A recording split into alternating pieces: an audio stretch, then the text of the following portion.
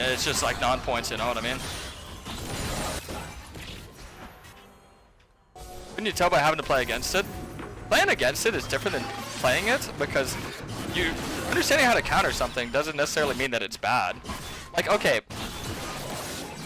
for a good counter argument to that, I could say, okay, Kayn actually counters Graves because when I play against Graves, I always beat Graves. But if anyone else who plays Kayn plays against Graves, I guarantee you they will hard lose that matchup because it's extremely hard to play.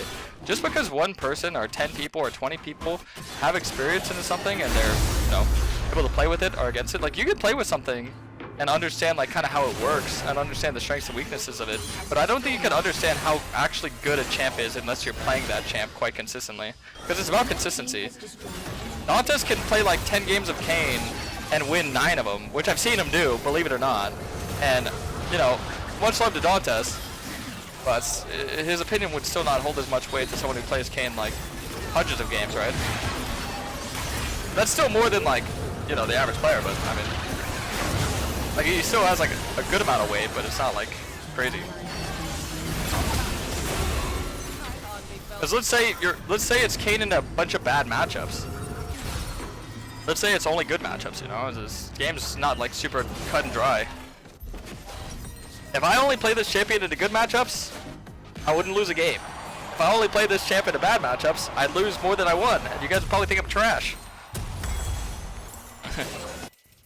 That's what I'm saying, like that's why I go like overall statistic, like from like everyone's games, like u.gg, apps like that tell you like the tier list.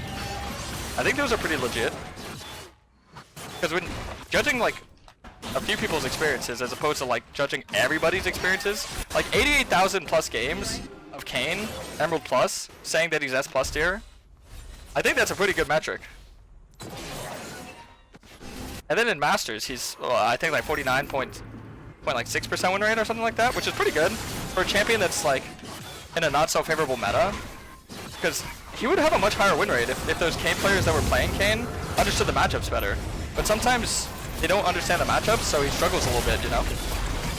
And right now, I think it is a harder time to play Kayn in higher elo, not based on like him actually being bad, but just because the matchups are hard to understand. Which means I just need to do a better job of being informative. You know? And it's good for business, so I'm liking it. But I would 100% disagree that anyone that thinks Kayn's weak, because stats don't lie, and you know, feeling when I play him, it doesn't feel weak.